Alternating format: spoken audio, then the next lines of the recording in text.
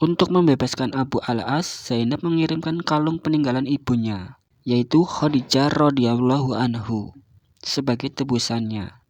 Ketika Rasulullah melihat kalung tersebut, air mata beliau mengalir.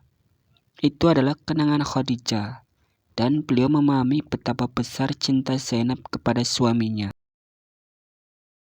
Abu al-As bin Robi adalah seorang pemuda Quraisy yang terlahir di keluarga terpandang di kota Mekah.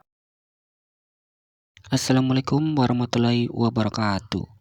Sahabat beriman yang dirahmati Allah Subhanahu wa Ta'ala, di kesempatan video kali ini kita akan membahas kisah sahabat Nabi dan menantu Rasulullah SAW, sekaligus istri dari Zainab, anak Rasulullah SAW. Beliau adalah Abu al-As bin Robi. Abu al-As dikenal sebagai pribadi yang jujur, pekerja keras, dan memiliki reputasi yang baik dalam dunia perdagangan. Pertemuan antara Zainab dengan Abu al-As bin Robi.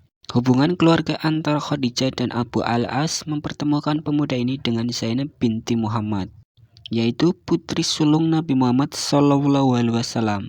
Zainab adalah seorang wanita yang dikenal karena kecantikannya. Sejak saat pertama kali bertemu, Abu al-As merasa tertarik kepada Zainab.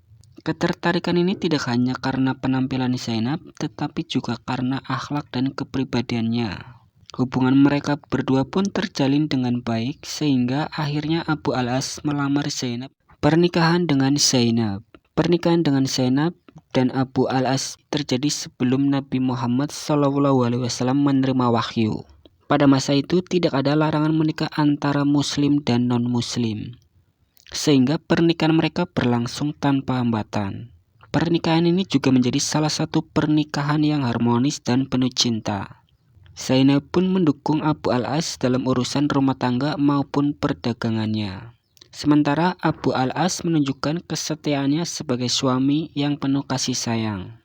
Ketika Islam datang, kebahagiaan itu diuji ketika Rasulullah SAW menerima wahyu dan memulai dakwah Islam. Dan Zainab dengan penuh keyakinan memeluk Islam, mengikuti langkah ayahnya. Sementara itu, Abu al-As tetap dalam keyakinan meskipun beliau tidak pernah menentang Islam. Perbedaan ini menjadi sumber cobaan bagi mereka berdua. Zainab mencintai suaminya, tetapi ia juga mencintai Allah dan Rasul-Nya. Abu al-As meski tidak masuk Islam tetap mendukung Zainab untuk menjalankan keimanannya. Cinta mereka bertahan di tengah perbedaan, hingga akhirnya ujian yang lebih besar datang. Setelah hijrah ke Madinah, Rasulullah SAW menerima wahyu yang melarang pernikahan antara muslim dan non-muslim. Dalam Al-Quran, surah Al-Baqarah ayat 221, Allah Subhanahu wa Ta'ala berfirman, "Dan janganlah kamu nikahi perempuan musyrik sebelum mereka beriman. Sungguh hamba sahaya perempuan yang beriman lebih baik daripada perempuan musyrik meskipun dia menarik hatimu. Dan janganlah kamu menikah dengan orang laki-laki musyrik dengan perempuan yang beriman sebelum mereka beriman. Sungguh hamba sahaya laki-laki yang beriman lebih baik daripada laki-laki musyrik meskipun dia menarik hatimu." Mereka mengajak ke neraka, sedangkan Allah mengajak ke surga dan ampunannya dengan izinnya.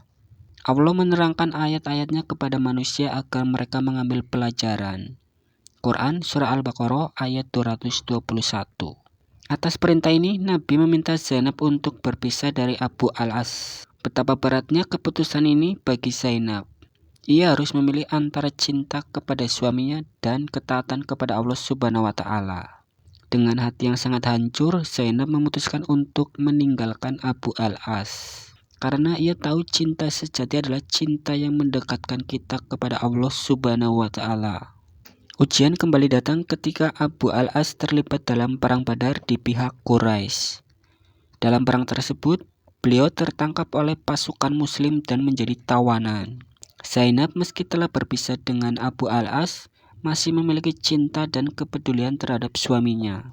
Untuk membebaskan Abu al-As, Zainab mengirimkan kalung peninggalan ibunya, yaitu Khadijah radhiyallahu anhu, sebagai tebusannya. Ketika Rasulullah melihat kalung tersebut, air mata beliau mengalir.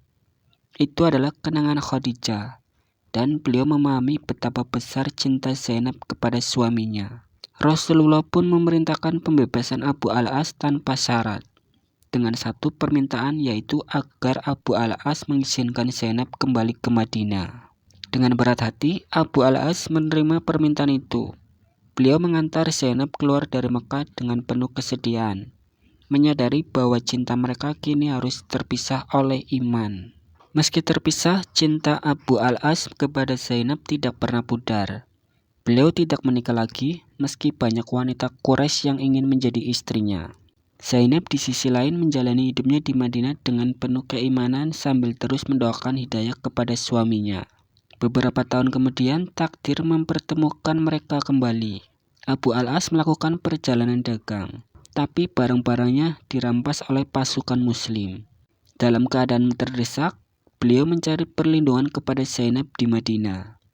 Dengan izin Rasulullah, Zainab memberikan perlindungan tersebut. Abu al-As masuk Islam. Pertemuan ini menjadi titik balik dalam kehidupan Abu al-As. Beliau tersentuh oleh kebaikan Zainab dan keluarganya, serta keindahan ajaran Islam. Tidak lama setelah itu, Abu al-As mengucapkan syahadat dan masuk Islam.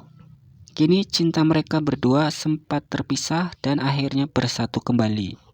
Tapi kebahagiaan mereka tidak berlangsung lama. Setelah setahun berlalu, Zainab wafat, meninggalkan Abu al-As dalam kesedihan yang mendalam. Sahabat beriman yang dirahmati Allah Subhanahu wa Ta'ala, kisah cinta Zainab dan Abu al-As adalah pelajaran bahwa cinta sejati tidak hanya tentang perasaan, tetapi juga tentang pengorbanan. Dan cinta sejati juga adalah cinta yang mendekatkan kita kepada Allah Subhanahu wa Ta'ala, bukan cinta yang menjauhkan kita darinya. Jadi itu kisah cinta Abu al-As bin Robi dengan Zainab. Buat teman-teman, ingat yang benar datangnya dari Allah Subhanahu wa Ta'ala, khilaf atau keliru datangnya dari diri saya pribadi sebagai manusia biasa. Saya akhiri, wassalamualaikum warahmatullahi wabarakatuh.